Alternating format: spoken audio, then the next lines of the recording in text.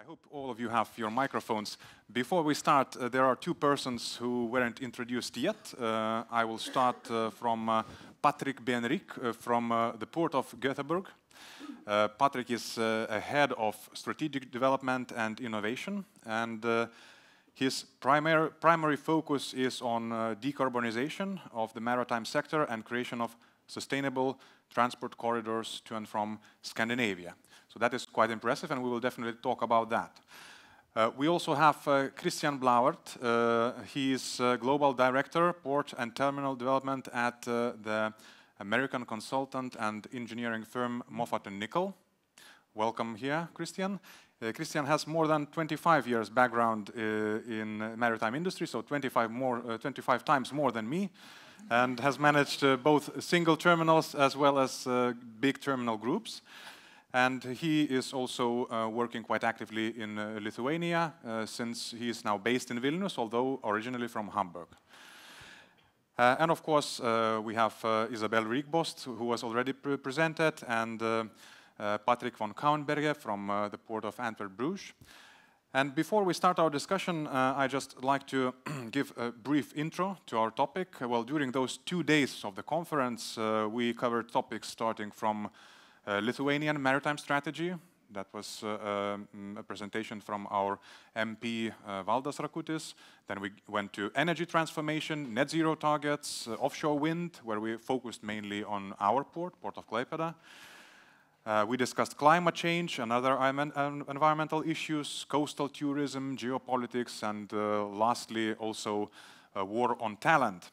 And there is at least one thing that unites all of those diverse topics, and that is that the presence of ports in all of those before mentioned issues.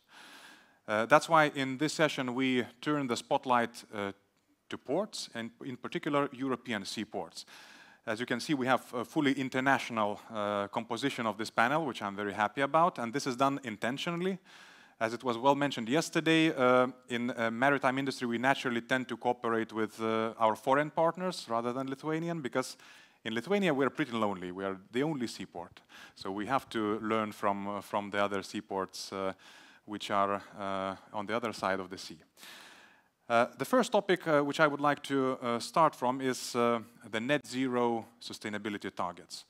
We clearly see the high ambition set by the European Union, and we see that the industry players themselves are setting targets for them. And one of the most visible issues here is that to reach those targets, we need projects that are very expensive, that are risky, and that are not bringing a very quick business value. And therefore, I'd like to ask how to solve those issues and how ports are dealing with them. First of all, we will give some rest to Isabelle and Patrik from Antwerp and Brugges. And Patrik from Gothenburg, Gothenburg Port has raised some ambitious sustainability targets to reduce CO2 emissions by 70% until 2030. Can you describe those key projects and how your port addresses those issues that I mentioned? Well, for sure, and well, first of all, thank you for the introduction and thanks for being here. It's a pleasure to be in Klaipėda, for sure. So, but as you mentioned, reduction of 70% CO2 emissions from 2010 to 2030.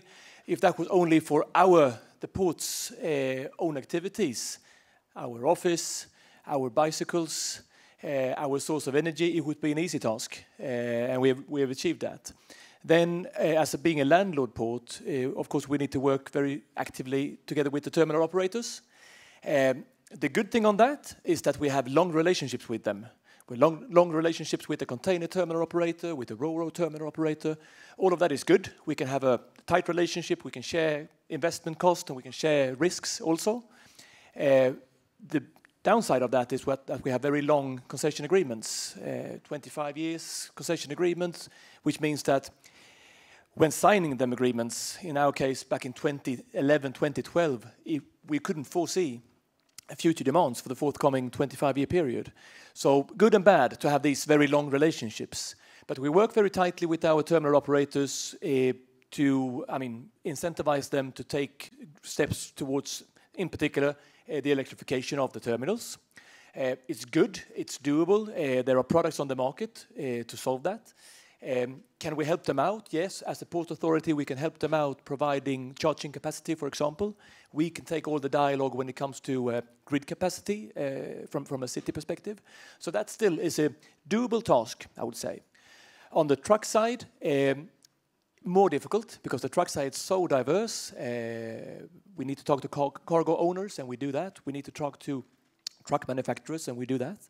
We have invested already now in 2 different plants with charging stations for trucks. We are building this year now a hydrogen filling station for trucks.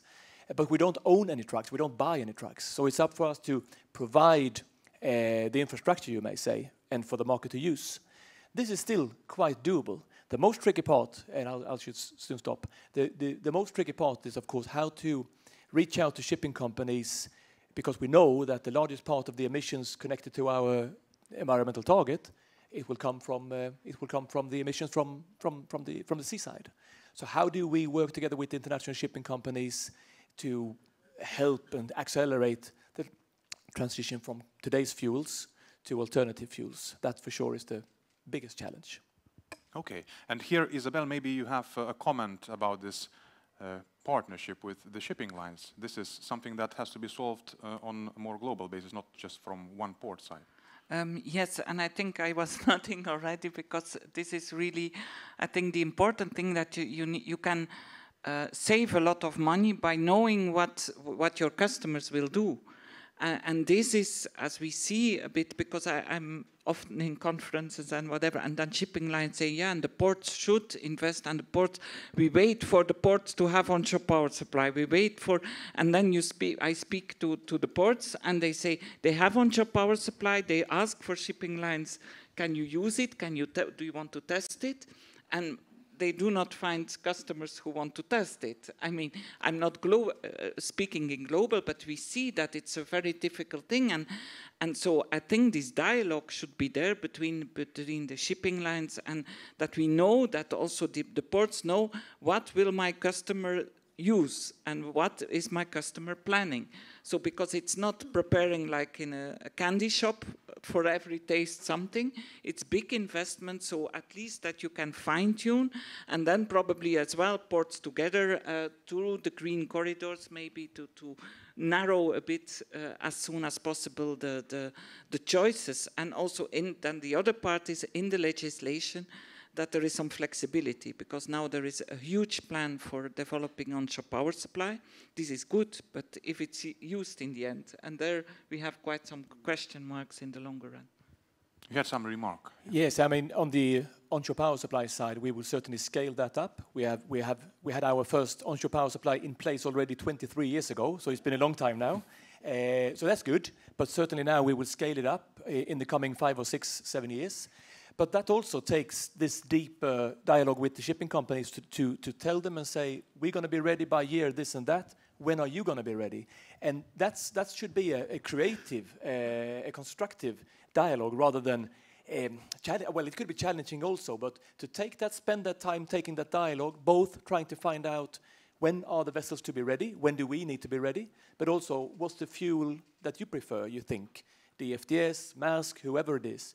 Each and every one of these different shipping lines will, for certain reasons, make their own choices. And it's needed for us to be ready and have their picture. So that dialogue, it takes time, but it certainly is valuable. I would like to move to the port of Antwerp, Brugges. Could you, Patrik, please comment, how do you involve the industry players in your port and engage in reaching those targets that we've discussed, sustainability and the net zero? The microphone should be on, I suppose. Yeah. Okay, so we are in constant dialogue with all the parties, and yeah, we try to convince each party to the common goal. But it's the challenge to really what has been described. We know what we can do. The stevedoring companies are also looking around because the shipping line, that's a mystic box, their decision-making process. But we have, at least we speak with each other. We attend several conferences from shipping lines also, and we try to find, and I think I'm quite convinced that my colleagues from from Gothenburg knows also, if you name a shipping line, what's their policy for the coming years. But it's not as carved in stone. It's not that we see names that said 2-3 years ago we go for that. That in the evolution of knowledge, scientific knowledge, and also expertise with handling the different fuels, this gives consequences, and we have, and that's a challenge for the Port Authority, stevedoring companies and the port areas to play in that game or rules. Thank you. And one very interrelated topic that we've been discussing quite a lot during the both days of this conference is the energy transformation. I'd like to address Christian. Christian, you are consulting the ports across the globe. And what trends do you see related to sustainability targets and energy transformation? What do ports ask to you from your Firstly, we work for all. We work for port administration, for port authorities, for the terminal operator a lot, and also for the shipping lines here and there, because and there I'm not fully with you, because there is a trend in the terminal operators that are taking over for shipping lines. Yeah, so we see the current deal in Hamburg. Yeah, so more and more they are integrated. And Christian, I'd like to ask you to use your microphone closely. Sorry. Thank you. Yeah, we saw the deal in Hamburg. So the terminal operators more and more will be taken from the shipping lines, which is a trend we see. We call it supply chain integration, where more and more it's not about make the vessel very effective or make the port very effective. It's about the whole chain. Yeah, and the most ineffective, most probably, is always the last and the first mile. Yeah, so we all know this. The port's working very well, the terminals also.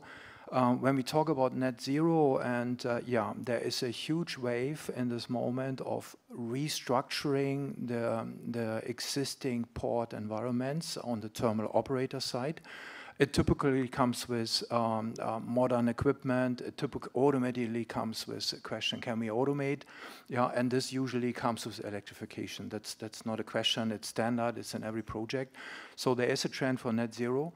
What we usually highlight with our clients is that we also say, don't firstly think about investment. I like this risky investment comment also. And everybody immediately has in mind, oh, I need to buy new equipment, this and this. What we usually say is look in the running operations. So operate in a most efficient way, because no waste of resources in the running operation is the basement for putting investment on. I can give you an example out of my former hobby. I was managing a 3 million TEU terminal in Hamburg. And of course there came all this, now we have to measure and we have to do. I'm quite sure in Gothenburg same happened. And then we had a not so efficient yard logistics. I had many shifters in the yard, so I implemented a tool to avoid shifters and operate more efficient, which was the most efficient green measure I have taken in this year, because I just not used my resources so intensively. So, and I think this in all projects is our first question is, can we not firstly help you to get the basement? And then on top of it, we look what new technology and what new trends and what new investments we can do for you. And we see it widely, so in all our client structure. Thank you, Christian. And moving on to more practical examples related to energy transformation, we've been speaking about the hydrogen production in Klaipėda port. I know that there are plans also in Port of Gothenburg. So, Patrik, maybe you can expand a bit on that. How do you see that? It's rather, well, some people say it's rather a risky investment, but you are doing it. Why and how is it going to work? That's true. We're doing it. It's a 5 megawatt project, so it's a small-scale project not for us, but for the Norwegian investor Statkraft. So there is a Sweden-Norwegian link, and Lithuania-Norwegian link also. The environmental permission process is being handled at the moment. Hopefully, we can start that project during next year. Not this year, I think. Probably we will come into next year. So a 5 megawatt project. Our prime interest in that is to partly show that hydrogen is I mean, there are several different uses of hydrogen in a close-to-port environment. And I can see from the developer's point of view, what they need from us is, well, partly they need area, I mean land, of course, and they would need an acceptable lease agreement for, say, 5, 7, 10 years, something like that. But even more so, I would say, they would need our help opening up the doors to potential off-takers, because the market isn't really mature yet. So I think that's our closest relationship with Statkraft, that we try and help each other to find customers for the hydrogen being produced close by.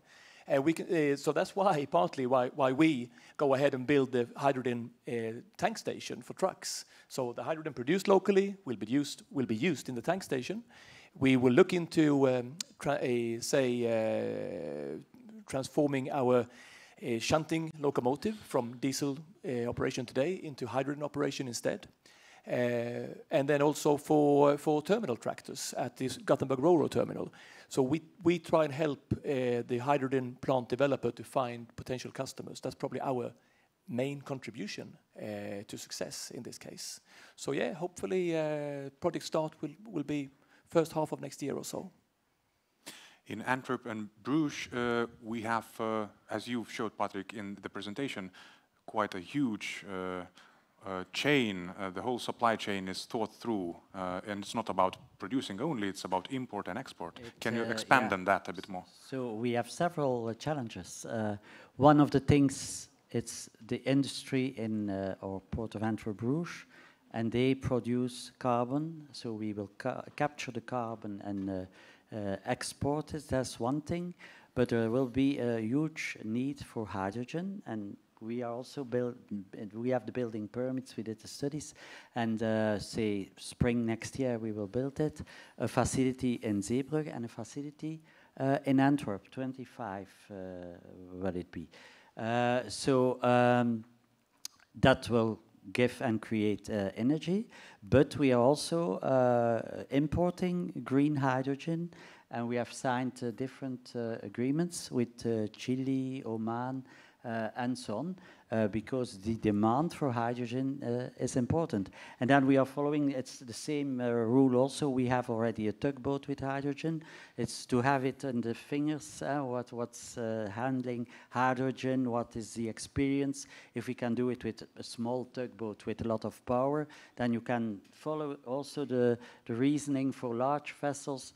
As Port Authority, if you are speaking with stevedoring companies, with shipping lines, what is the challenge in handling hydrogen?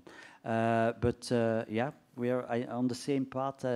Maybe the only thing is the scale of the operations. And we are following eagerly what's happening. I think there are several, I have all the list of councils and lobby groups on hydrogen in Belgium, in Europe, worldwide, where we are playing an important role, because we are convinced that we are the gateway to entering with that energy for Belgium, for Germany, very important, the Ruhr area alongside the Rhine River, an important industrial field with a lot of consumption, production, and an important need of energy.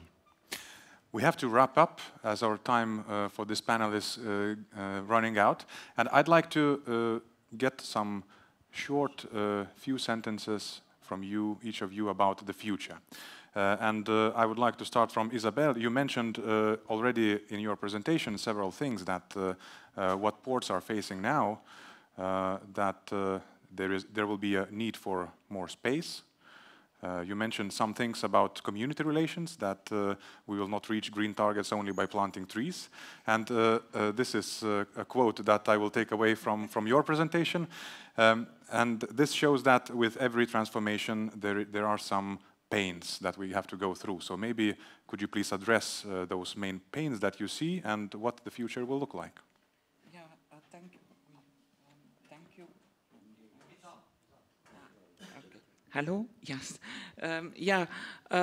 Pains, I would say pains and opportunities. I think that there are pains, and it's these risky investments and an unclear pathway. I mean, we have to speed up in the mist, and so this is the main challenge for a port, because a port project, ports are heavy assets, So it's planning, it's getting the financing, getting the authorizations, and these are heavy processes, and you have to speed up fast and make the right decisions. So you will need the help by help in the acceptance, but also help in funding, and we will get, you know, if we facilitate the greening of shipping, it's not only because of the port, it's for the shipping sector. So we need the help from different stakeholders.